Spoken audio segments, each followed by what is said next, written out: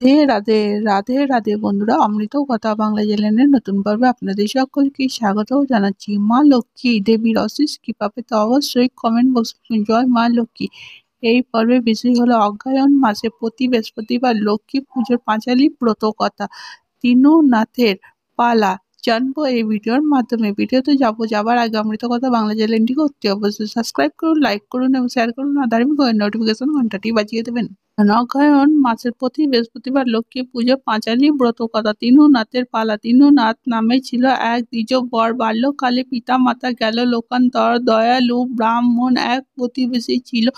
তিনু নাথের গৃহ পালন করি দিল।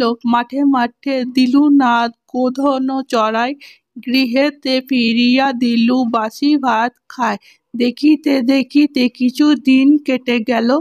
বৃক্ষতলে বসে দিলু ভাবিতে লাগিল, পিতা মাতা ছাড়ি গেল শৈশব কালেতে, বেঁচে থাকা বড় দায়। অন্য বৃক্ষতলে বসি দিলু এই চিন্তা করে, দু নয়নে বাড়ি ধারা ঝড়ো ঝড়ো ঝরে। হেন কালে ক্ষেত্রলক্ষ্মী তথা আসিল। তিনু নাথের হস্তে তথা কিছু ধান দিল। ধান দিয়া লক্ষ্মী বলে, লহ যত্ন করে এই ধান ছড়াইয়া দাও ক্ষেত্র পরে।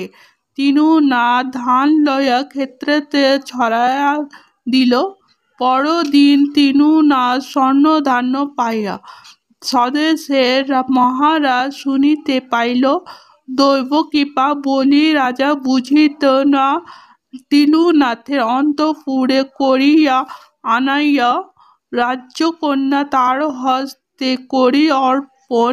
বহু জমি দিল রাজা কন্যা জামাতায়। সুরভ্য প্রাসাদ এক বানাইয়া আশা দিলু নাথ। রাজা হইল লক্ষ্মী রক্ষী পায়। হরি হরি বল সবে পালা হইল সার।